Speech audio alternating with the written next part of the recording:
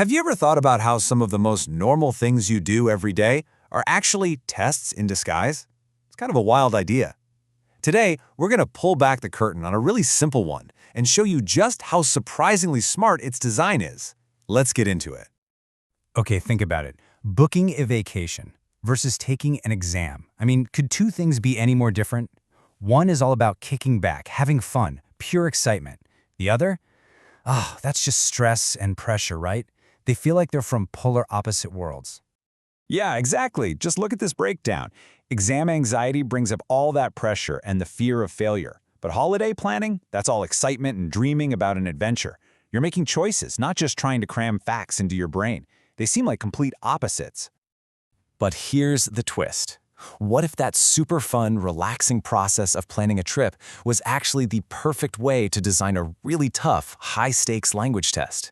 I know, it sounds pretty weird, but trust me, it's an absolutely brilliant piece of design.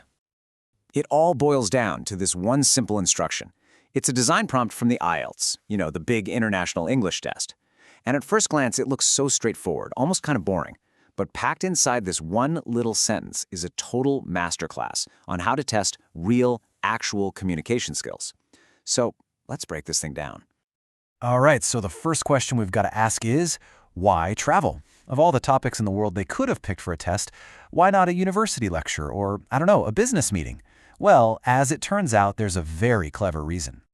The real genius here is that travel is just universal. Pretty much everyone can relate to it, right? Even if you've only just dreamt about it. Plus, the topic is jam-packed with the kind of specific stuff you actually need in real life. You've got vocabulary like bookings and amenities, but you also get numbers, dates, and times baked right in. And maybe the most important part? The conversations always have a clear goal. Somebody wants to do something, and to get it done, they have to understand all the little details. Okay, so the why travel part makes a ton of sense. Now let's zoom in a little closer on the prompt itself and really deconstruct the tasks it's talking about. Because it's not just one big, vague idea. It's actually a sequence of very carefully chosen actions. So the prompt breaks it all down into 3 core tasks, which are the logical steps anyone would take. First, you've got to book the trip itself. Second, you figure out where you're staying, choosing the hotel. And finally, you plan what you're going to do, like a city tour. And this is the key. These are not just random things to do. Each one is designed to be a simulation, a mini version of a real-world communication challenge. So, when you're listening to someone book a holiday in this test, what skills are actually on the line? All right, this is it. This is the heart of the whole thing. We're about to peel back that final layer and see exactly what specific language skills are being tested by each piece of this seemingly simple travel plan. And here's where it all clicks into place. Look at this. That first task, booking a trip, that's not about travel. It's about listening for super specific data. We're talking numbers, dates, times, and even spelling out names. Then, choosing hotels, the hidden test there is your ability to understand and compare a bunch of details. Features, prices, where it's located. And finally, planning a city tour, it's got nothing to do with the sites. It's all about seeing if you can follow a sequence of events, a set of instructions, or a schedule. See how that works? So you see what's happening? The test doesn't really care if you know the dictionary definition of hotel. What it's really testing is whether you can pull out the important information and use it to get something done, just like you'd have to in the real world. That's the huge difference between just knowing a language and actually being able to function in it.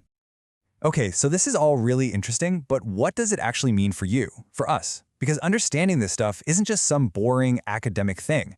There are some real practical takeaways here for anyone who's learning a language, teaching one, or honestly, just curious about how we measure skills.